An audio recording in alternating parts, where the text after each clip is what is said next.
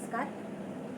मैं मीरा श्रीवास्तव आज फिर उपस्थित हूँ एक नई बात, एक नया विचार, एक नई पहल लेकर। आप सबको पसंद आए तो लाइक भी करिए, शेयर भी करिए, सब्सक्राइब भी करिए और कमेंट्स भी करिए, सुझाव भी दीजिए। बेंगलोर से अनुपमा और गुड़गांव से नम्रता नानावटी कहती हैं कि अगर पितृसत्तात्मक शासन है, पितृसत्तात्मक हमारा समाज है, तो फिर नारी को समानता की बात करना, समान दर्जा देना हो ही नहीं सकता। कैसे नारी समाज में समानता प्राप्त कर सकती है? तो नम्रता जी, अनुपमा जी, यदि हम गूढ़ता से विचार करें, गहनता से बात करें, तो कई जगह धार्मिक दृष्टि से पुरुष भी उपवास रखते हैं, व्रत कम रखते हैं, उपवास रखते हैं। उपवास ईश्वर के समीप जाने का प्रयत्न करना है। व्रत किसी उद्देश्य की पूर्ति के लिए, जैसे पति की लंबी आयु के लिए करवा चौथ का व्रत ऐसा रखा जाता है। तो महिलाएं घर से बंधी है, पति से और पुत्र से बंधी है, इसलिए सारे व्रत जो उनके हैं वो उनसे संबंधित रखे गए हैं।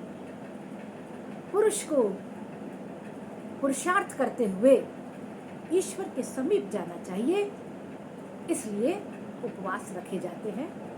शनिदेव का, हनुमान जी का जो भी उपवास रखा जाता है वो पुरुषों के द्वारा ही रखा जाता है। माँ दुर्गा की शक्ति की आराधना पुरुष अधिक करते हैं स्त्रियों की अपेक्षा। एकादशी का व्रत भी स्त्रियों के साथ साथ पुरुष भी करते हैं। तो यहाँ धार्मिक दृष्टि से कुछ समानता हमें दिखाई देती है। अब यदि हम संवैधानिक दृष्टिकोण देखें तो आज मोदी सरकार ने, आज के शासन व्यवस्था ने स्त्रियों के लिए सारे क्षेत्र खोल दिए हैं। आप शिक्षक बने चाहे व्यवसायी बने, इंजीनियर बने चाहे डॉक्टर बने, सेना में जाएं, फाइटर पायलट बने, व्यवसायी बने, आकाश में ऊंची उड़ान भरें, किसी भी क्षेत्र में आप अपना परचम, अपना प्रामाणिकता, अपने स्वयं सिद्धा होने को कर सकती है, प्रमाणित कर सकती है।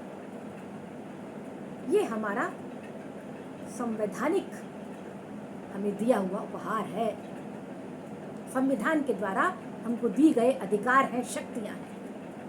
पर यदि हम सामाजिक दृष्टि से देखें तो अभी हम समानता से दूर हैं। क्यों? क्योंकि सामाजिक विचारधारा को बदलना मुश्किल काम है, धीमी प्रक्रिया है, पर धीरे धीरे हो रही है। पर ऐसी भी ना हो कि समानता के लिए परसों के ही पेपर में आया कि पत्नी द्वारा पति को पीटे जाने में भारत का तीसरा स्थान है। बड़ी शोचनीय दशा है। क्या हम ऐसी समानता चाहते हैं? दूसरा उदाहरण भी देखते हैं। ये उदाहरण मात्र सत्तात्मक समाज का है। जी हाँ, हमारे यहाँ भी प्रदेश है मेघालय, जहाँ मात्र सत्तात्मक शासन है, सत्ता है।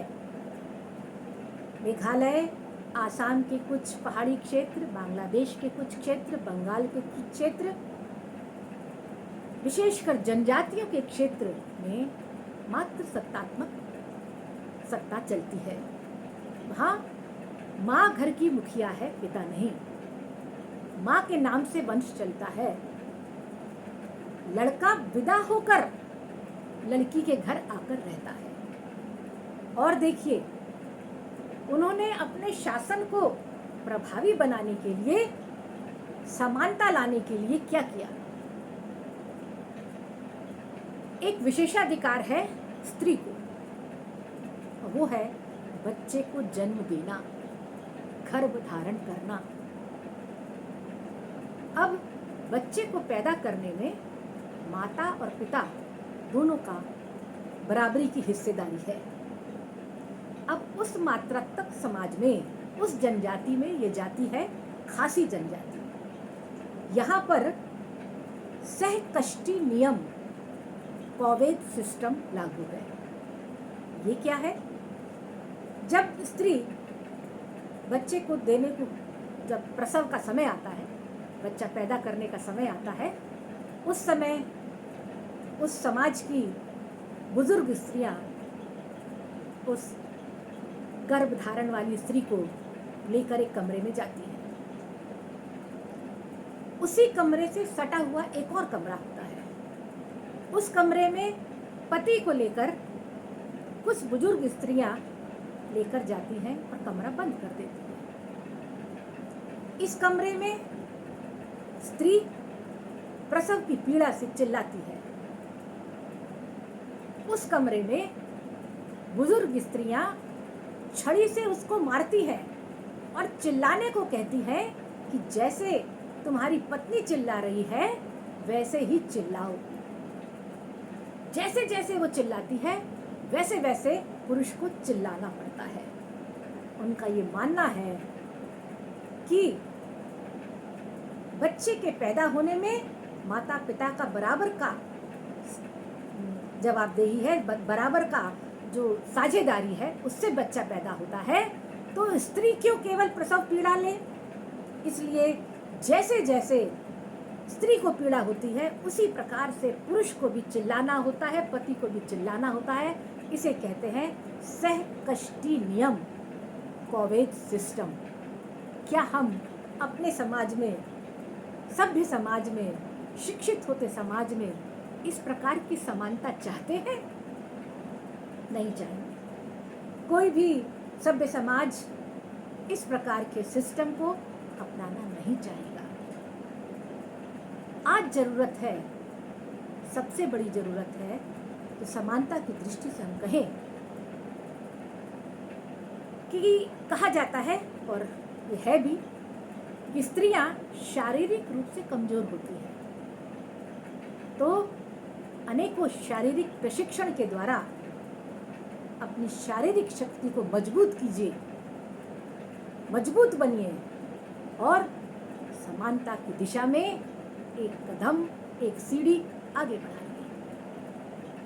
दूसरी बात आती है शिक्षा, नारियों की शिक्षा।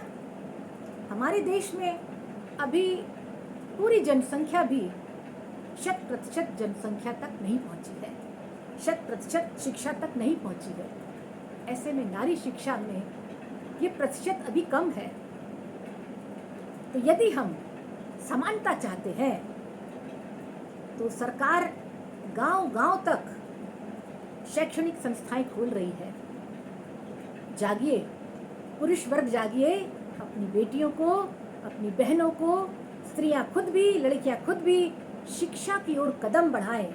जितनी ज़्यादा शिक्षित होंगी, सशक्तता की ओर, शक्तिकरण की ओर, समानता की ओर उनका कदम और आगे बढ़ेगा। इसके साथ ही समाज में उनकी जो स्थिति शोचनीय हो जाती है, वो एक है कि आर्थिक, सामाजिक और भावनात्मक रूप से उनका शोषण किया जाता है। तो इस शोषण के विरुद्ध आवाज उठाना, इस शोषण के विरोध में खड़ा होना समानता की ओर अगला कदम है। तो आइए, समाज में यदि हम समानता चाहते हैं तो कदम दर कदम बढ़ाते जाइए।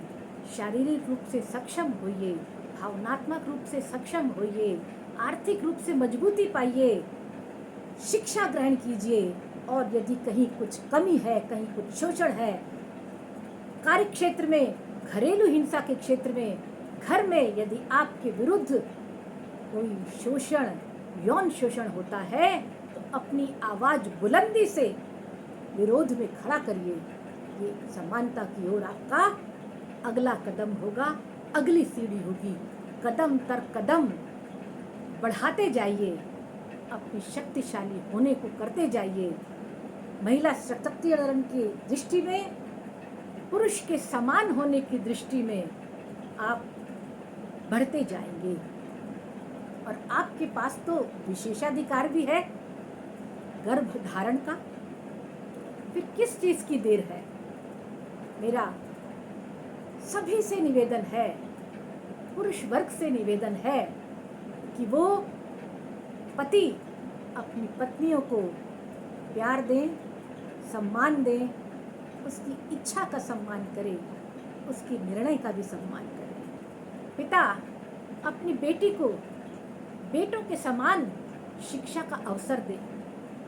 बच्चे परिवार में अपनी माँ को प्यार तो दे ही, माँ की इच्छा का, माँ की योग्यता का भी सम्मान करें। और प्रत्येक परिवार में स्त्री यदि उसकी इच्छा के विरुद्ध कार्य होता है, यदि उसका शोषण होता है, यौन शोषण होता है, तो अपनी आवाज को बुलंद करे, विरोध का स्वर गुंजायमान करे और शक्तिशाली बने, सशक्त बने। प्रक्रिया धीमी है, प्रक्रिया में समय लगेगा, पर यदि हम ठान लें तो निश्चित ही हम कामयाब होंगे। समानता की दृष्टि से और महिला सशक्तिकरण की दृष्टि से हमें कामयाबी जरूर मिलेगी, जरूर मिलेगी। हम होंगे कामयाब, हम होंगे कामयाब, हम होंगे कामयाब एक दिन। हो मन में है विश्वास, पूरा है विश्वास, हम होंगे कामयाब एक दिन।